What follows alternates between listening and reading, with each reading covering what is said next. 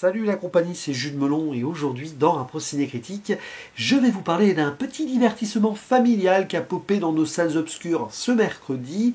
Parfait peut-être pour petits et grands ce week-end prolongé. Alors parfait, ça reste à voir. Blue et compagnie, c'est le titre français déjà très discutable parce que en voyant la bande-annonce, on s'est pris frontalement la référence à Monstres et compagnie avec le personnage de Blue. C'était pas la peine de le rajouter dans un nom qui est très différent en VO puisque c'est F, Imaginary Friends, un peu plus subtil quand même. Alors non, ce n'est pas une production Disney Pixar du tout. C'est une distribution Paramount écrite et réalisée par John Krasinski. Oui, oui, celui qui avait fait Sans un bruit 1 et 2. Alors là, on est très loin du monde post-apocalyptique horrifique. Et on est dans la comédie familiale pour enfants, mais un peu pour les grands aussi. Nostalgique, disons-le. Réunissant au casting John Krasinski lui-même qui joue le père d'une héroïne interprétée par Kylie Fleming, que vous avez pu voir dans quelques séries, notamment Loki ou The Walking Dead, où elle joue Judith, la fille de Rick Grimes. Bon, elle a été aussi la jeune Rey Skywalker dans Star Wars 9. Il y a, bien sûr, en tête d'affiche, Monsieur Blockbuster populaire, entre autres. Mais voilà. Ryan Reynolds, qu'on va bientôt retrouver dans Deadpool and Wolverine. J'ai pas hâte de le voir, celui-là. Je suis même pas sûr d'aller le voir, d'ailleurs, je vous le dis tout de suite. Bon, est-ce que c'est encore un rôle habituel pour lui? Ça, on en parlera peut-être dans cette vidéo. Citons aussi la présence physique de Fiona Shaw, alias Tante Pétunia dans la saga Harry Potter. Ici, c'est gentille mamie, c'est une grand-mère sympa. Et il y a quelques voix, voilà, qui sont portées par des acteurs et actrices très connus. Steve Carell, par exemple, qui joue Blue, l'ami de John Krasinski dans The Office, Phoebe Waller-Bridge, Matt Damon, Emily Blunt, Sam Rockwell, et on en passe. En VF, vous reconnaîtrez très certainement José Garcia, qui joue donc ce gros monstre bleu, mais qui n'est pas bleu, qui est violet. On s'est expliqué au début pourquoi. Et Mylène Farmer aussi, voilà, dans le rôle de Blossom. Pourquoi pas? C'est pas la première fois qu'elle fait du doublage. Alors, l'histoire sur le papier est assez simple, vraiment à l'américaine. Nous suivons Béa, qui se fait appeler Bee, qui est entre deux âges, elle a 12 ans, donc elle n'est plus vraiment une enfant, elle insiste là-dessus, mais c'est pas encore une ado, elle est complètement paumée en fait. Et en plus, elle a vécu quand même un drame absolu plus jeune, qui nous est présenté dans la séquence d'ouverture, qui va clairement nous faire penser à là-haut. On essaye de nous tirer les larmes très bien, très vite, bon, mini court-métrage avant le film, où on voit par des caméras, d'ailleurs, filmées, enfin des images d'archives, que sa maman est morte, voilà, d'une maladie. Et le métrage commence avec son papa qui est malade, hospitalisé, qui va avoir une opération. C'est pas très joyeux quand même tout ça, même si le père il dédramatise les choses en faisant des blagues, il est toujours dans son imaginaire et dans son enfance, dans sa tête. Une thématique du film, de toute façon. Donc bon, elle est là à vivre avec sa grand-mère le temps que le papa se remette à New York. Et par le truchement du voisin du dessus, qui a l'air lui aussi assez paumé et solitaire, décidément c'est pas la joie, parce que la grand-mère non plus, voilà, eh bien elle va se mettre à voir des amis imaginaires, des créatures qui avaient été des amis imaginaires pour des enfants qui les ont oubliés. Très étrange, je ne sais pas trop expliquer, mais bon, traumatisme aidant peut-être, ça y est, hop, elle revoit des choses, ou elle voit des choses, peut-être qu'on peut imaginer qu'elle en a vu quand elle était petite, mais qu'elle a oublié elle aussi. Et le but de ces deux, donc, Cal, c'est le personnage de Ryan Reynolds, et Bee, c'est de rendre une compagnie à ses amis imaginaires. Je trouvais d'autres enfants qui pourraient les accueillir, ou qui retrouvent les enfants devenus adultes d'avant, qu'ils ont oubliés. Bon, il y a tout un truc là-dessus, c'est en deux temps, mais c'est pas très important. Là-dessus, c'est juste pour les gags et pour les moments peut-être d'émotion que ça va être passionnant, mais on va pas rentrer dans ces détails-là, parce qu'on va avoir d'autres choses à dire, je pense, même si ça va se recouper. Et donc, ouais, c'est pas forcément très joyeux. Difficile d'imaginer quelque chose de feel good là-dedans. Alors évidemment, dès qu'on a les créatures, la façon dont elles sont représentées, ce qu'elles font et tout, oui, on a l'imaginaire, c'est un peu loufoque par moment, donc c'est amusant. C'est jamais très drôle, selon moi, d'ailleurs. Et j'ai difficilement envie de classer ça dans l'aspect comédie pure. C'est un film étrange, en fait, hybride. Et je me poserais peut-être pas cette question si ce n'était pas John Krasinski derrière. Parce que passer de Sans un bruit à cela, ça questionne sur la volonté de l'auteur, qui est donc derrière le projet, depuis un petit moment. Il l'a écrit lui-même, c'est pas un truc de commande. Et tu te demandes en voyant ce film s'il n'est pas en mode un peu, pas dépression, mais questionnement sur sa vie d'adulte, avec un côté nostalgique et certain mal-être. C'est un film post-Covid aussi, qui pose les bases d'une réalité qui est pas top. Dans ce film, en fait, on essaye de faire abstraction du réel. Voilà, la maladie, le deuil, la solitude, les gens qui travaillent, qui sont pas très heureux dans leur travail, on les voit là, plus ou moins. Enfin, voilà. Et donc l'imaginaire, la nostalgie, waouh, on redonne ici une croyance, une envie, un espoir, de la force intérieure par l'imaginaire. Et ça questionne beaucoup de choses quand même. Parce que c'est censé être pour les enfants. D'ailleurs, dans ma salle, c'était bondé de gamins de moins de 10 ans. Je suis pas sûr que ça leur a beaucoup parlé, parce que ça bougeait pas mal, ça sortait, ça revenait. J'étais pas très captivé. Peut-être que finalement, ceux qui étaient le plus à fond, c'était les adultes accompagnateurs. Et encore, c'est quand même à se demander ce qui se passe là. Moi, je ressors de là, toujours en plein questionnement.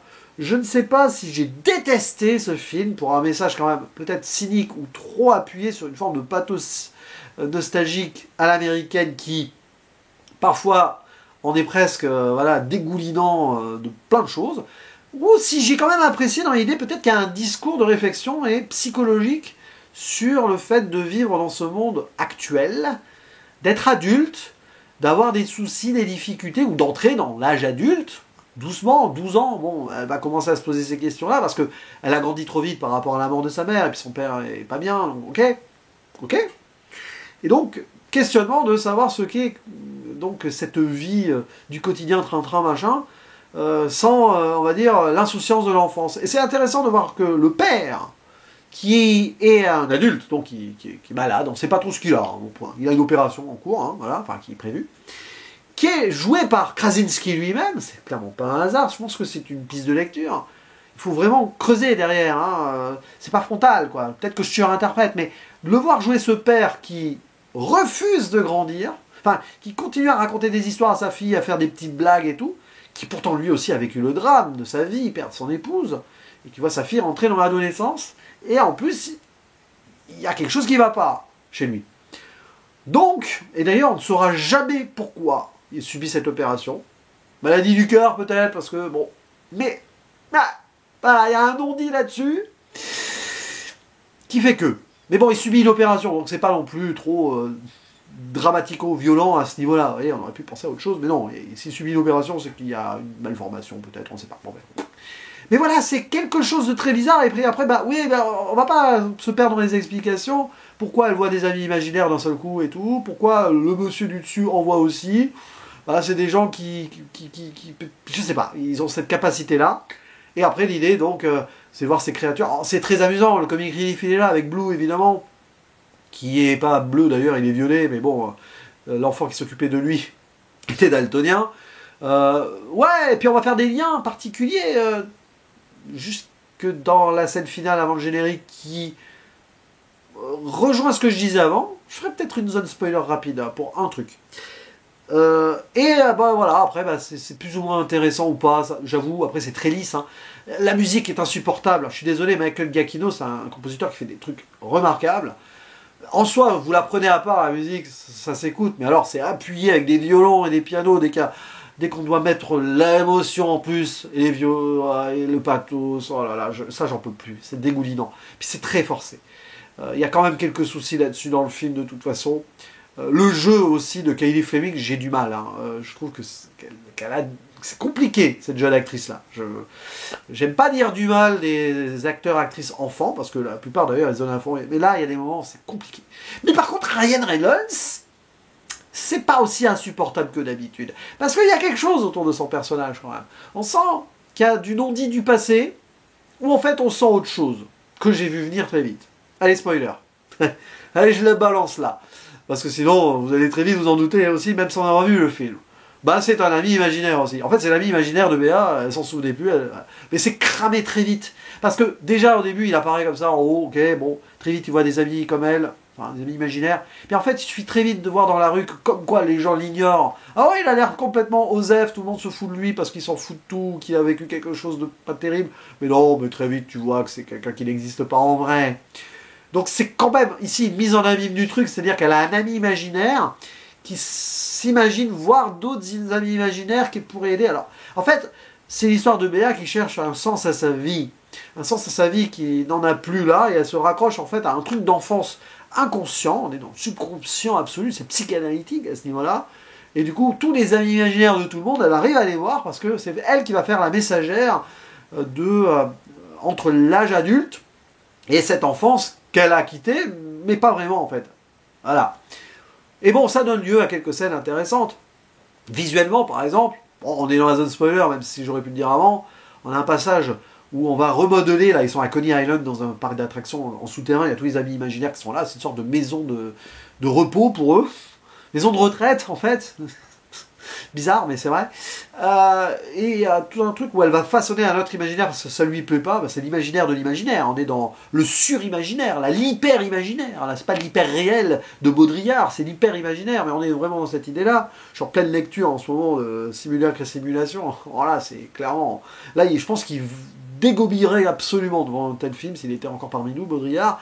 Mais ouais, elle va recréer un truc, et là ça donne lieu quand même, sur la mise en scène et sur la forme, des choses extraordinaires, avec un petit passage Broadway où ça chante et ça danse, rapport à Tina Turner aussi, voilà, parce que par rapport aux vidéos qu'elle avait avec ses parents quand elle était petite et qu'on voit au début. Et là on est vraiment dans la recréation d'une nostalgie. Mais ouais, puis bon, à la fin, bah oui, tous les petits personnages autour qu'on peut voir, y compris le gamin qui est blessé, bah finalement, ils vont récupérer ses amis imaginaires qui étaient les leurs ou pas, selon qu'ils étaient adultes ou un enfant qui en cherchait un. Tout le monde gagne ou pas. C'est bizarre parce que tu as l'impression qu'à la fin, c'est quand même la nostalgie et l'imaginaire qui triomphent sur le réel. Ça veut dire que dans ce monde d'aujourd'hui, on ne s'intéresse plus au réel, à ce qu'il y a autour. On se pose plus de questions sur la société du tout. Dans le film, il n'y a aucun fond à ce niveau-là. Et vaut mieux se vautrer dans l'imaginaire et dans la nostalgie, y compris la grand-mère avec la danseuse, là, Blossom, plutôt que de faire face vraiment au problème frontalement et de réfléchir et de s'en sortir ensemble. Non, l'imaginaire seulement. Et ça pose un léger problème. Et ça me fait poser une question, est-ce que Krasinski va bien? Est-ce que monsieur John Krasinski ne traverse-t-il pas une période très dure et pessimiste de sa vie, de sa carrière indirectement, mais surtout de sa vie? Voilà, sur cette réflexion que j'ai mise dans la zone spoiler, est-ce que je vous conseille ce film? Si vous voulez passer un petit moment sympathique en famille, mais en fait, vos jeunes enfants en dessous de 10 ans, ça risque de pas trop leur parler, à part qu'ils vont rire en voyant certains amis imaginaires, dont le design peut être intéressant par moment. Moi, j'ai bien aimé, par exemple, le glaçon qui parle dans un verre d'eau et il y a les pattes sous le verre d'eau. Bon, il y a le truc, là, le sorte d'hippopotame bonbon qui pète dans la bande-annonce. Bon, on voit à peine, là, hein. Pas grave, une licorne, ok, super. Blue, à la rigueur, oui. Blossom si on veut, mais c'est surtout cet aspect psychologique que je questionne dans la zone spoiler. J'ai vu ce film autrement.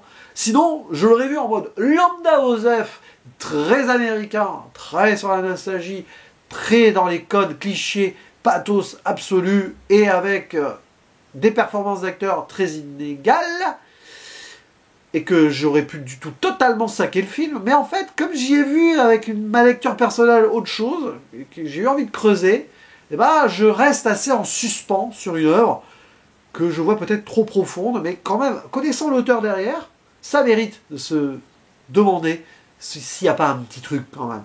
Et puis bah, le message sur le réel est assez compliqué quand même, donc soit il va pas bien, soit c'est problématique, selon moi. Voilà. Allez, à vous la parole dans les commentaires. N'hésitez pas à faire part de vos interprétations. N'hésitez pas à me dire aussi si je suis pas allé trop loin en mode oh, il faut prendre ça comme un divertissement. Mais si c'est que du divertissement juste comme ça sans message derrière, moi je trouve ça pas top. Parce que ça donne pas vraiment le message qu'il faudrait donner, je pense, aux enfants d'aujourd'hui. Ça pourrait même être dangereux sur certains cas. Mais bon, peut-être que là j'extrapole un peu quand même. Alors ce n'est qu'une œuvre, peut-être lambda comme une autre.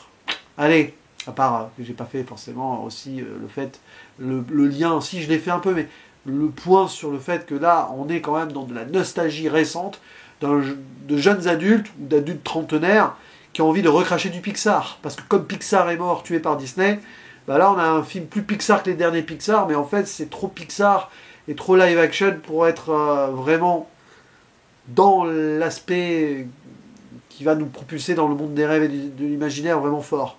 Parce que ça manque aussi de lien avec le réel. Voilà, j'y reviens encore. Mais bon, allez, À vous la parole, j'arrête là, je parle trop, comme d'habitude dans un procédé critique. J'attends vos commentaires, je vous dis à la prochaine, ciao.